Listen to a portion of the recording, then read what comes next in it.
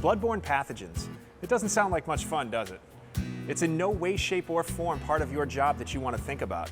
However, it's extremely important that you understand the safety protocols concerning it. Let's start with a few definitions. Bloodborne pathogens.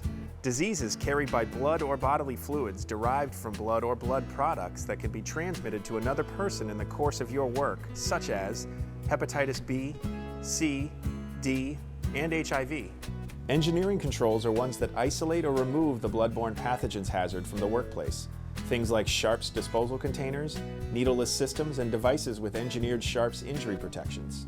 An exposure incident is a specific eye, mouth, other mucous membrane, non-intact skin, or peritoneal fluid contact with blood or OPIM that may result from the performance of an employee's duties. And finally, an occupational exposure, which is any reasonably anticipated skin, eye, or mucous membrane contact with blood or OPIM that may result from the performance of one's duties.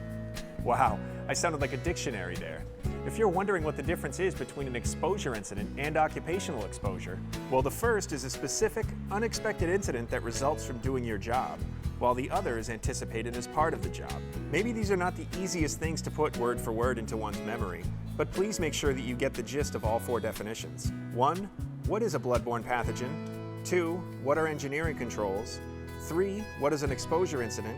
And 4. What is occupational exposure? Just to put things in more common terms, we asked a few of your coworkers to tell us about some of the exposure incidents they've encountered and how they handled them. My name is Eric Turtelot. I'm a brewer firefighter, EMT. We responded to a particular call where a male subject had jumped out of a taxi while getting onto the interstate. We arrived on scene, certainly found the patient. Hi, my name is Liesa Blaylock. I'm a paramedic. I work out of the Brewer Fire Station in Brewer, Maine.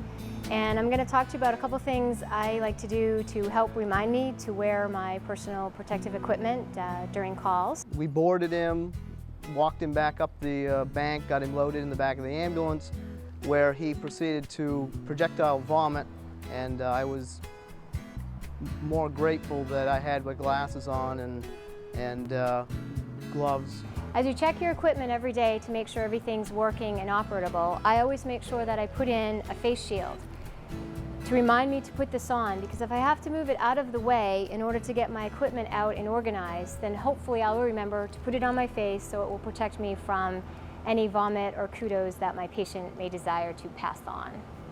We responded to a call for the nature of a man down, just requiring a lift assist. At the time, there wasn't any medical necessity or injury. He just wanted help getting up off the floor. Lots of times when we're doing patient care in the back of the ambulance, especially a trauma, the gloves that you currently have on get all bloody and yucky. Upon arriving on scene, we donned our protective equipment, gloves, and we entered the residence to find a gentleman laying in a puddle.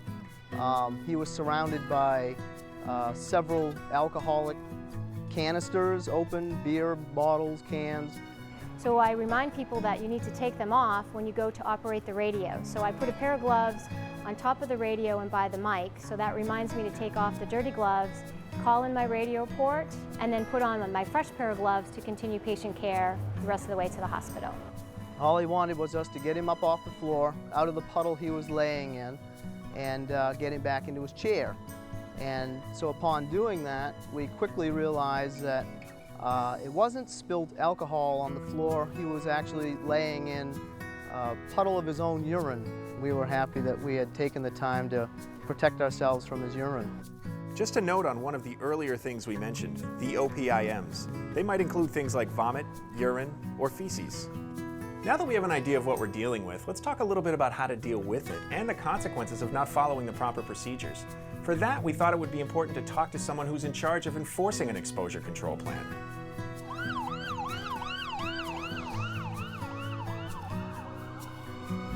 Hello, Chief Parent. Hello, Rob. What can I do for you? I was just wondering if you could tell us a little bit about your exposure control plan. Certainly. First off, you need to treat all body fluids and substances as if they're contaminated. In other words, take no chances. Exactly. We can't afford to. The health and well-being of our people is affected every time they face these situations. We also have hepatitis B vaccination policies. exposure incident protocols, relationships with healthcare professionals, and many steps in place to minimize overall exposure. Wow, sounds like you guys are all set. Well, it's not just about having a plan, it's keeping it current.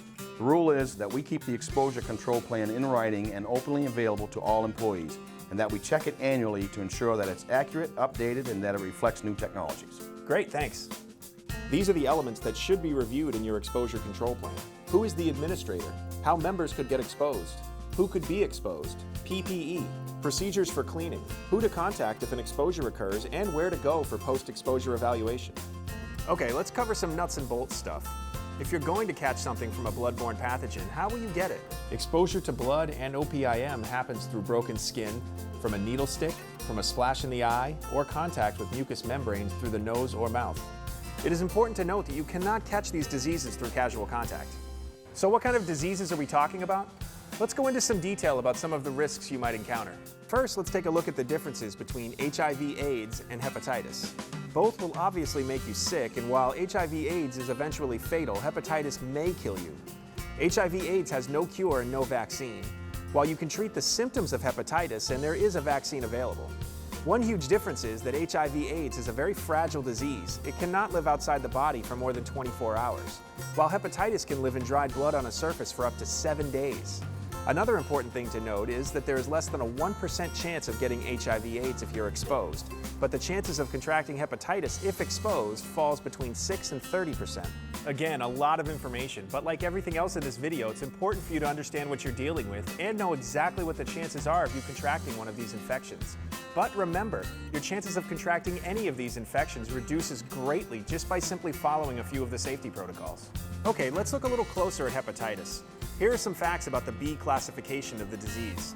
First off, 90% of the time it is only self-limiting, while 6 to 10% of the time the issues vary. Within this range, 25% of people develop mild, non-progressive liver disease.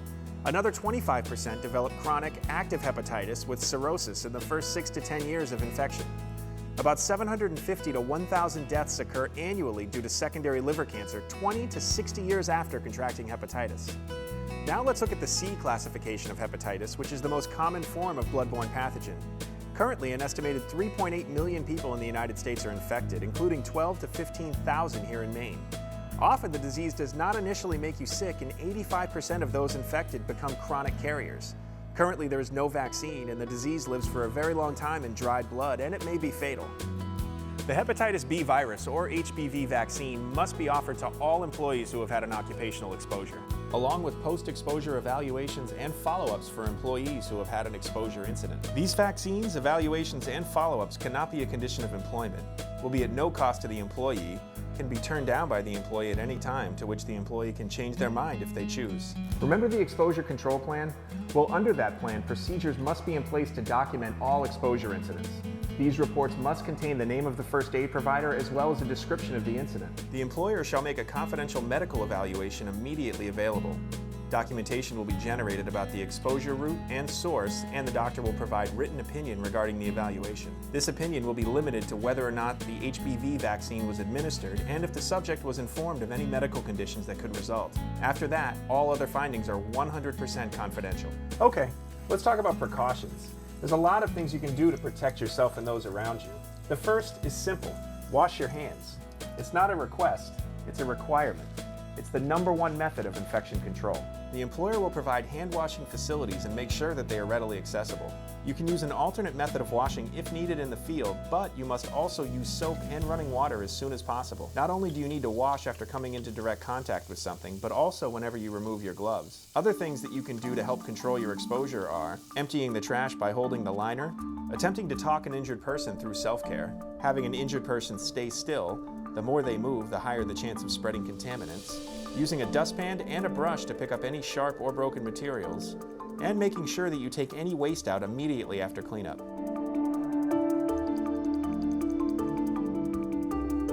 A pair of gloves, safety glasses or goggles, a mask, moisture-proof clothing, boot covers, and one-way CPR shields. When it comes to this gear, there are some things to keep in mind. First, make sure that you use the items, make sure that they are used appropriately, that they are accessible, that you make sure they are cleaned thoroughly and disposed of if needed, that they receive any repairs or replacement, and that they are placed in the correct areas when in use and when not in use. Now, I know we said it earlier, but in an attempt to control infections, please employ the theory that you treat all human blood and certain bodily fluids as though they were contaminated and treat them as though you know they're infectious. Another thing to keep in mind when on the scene of an incident is what constitutes regulated waste. 1. Liquid or semi-liquid blood. 2. Items that would release blood or OPIMs if compressed. 3. Anything that is caked with dried blood, which might release material when handled. 4. Contaminated sharps. And 5. Any pathological waste that contains blood or OPIMs. Okay, one last thing before we go. We're going to learn how to clean up a surface area. Joining me to help us out learning the proper way to do this is Lieutenant Mike Mullen from the Brewer Fire Department. Mike, what's the first thing we need to do when we're cleaning up an area? The first thing you want to do is pick up all the heavy stuff that you have around, put it in a biohazard bag, then use any EPA-approved cleaner to clean up the mess. If you don't have any EPA-approved cleaner to wipe it up, you can use a combination of bleach and water, 1 part bleach to 10 parts water. Wipe up anything that's left. And when you're done with the cloth that you're using, put that right in the bag also. Thank you, Lieutenant Mullen. You're welcome. Now that you have watched the refresher video, here's a quick test for you. What would you use if you were performing CPR, you were cleaning up some blood that was spattered on a bathroom sink, you were a first aid responder and a coworker severed a finger? Think about these questions. If you have any doubts as to how you would react, maybe you need to spend a little more time with the material related to bloodborne pathogens.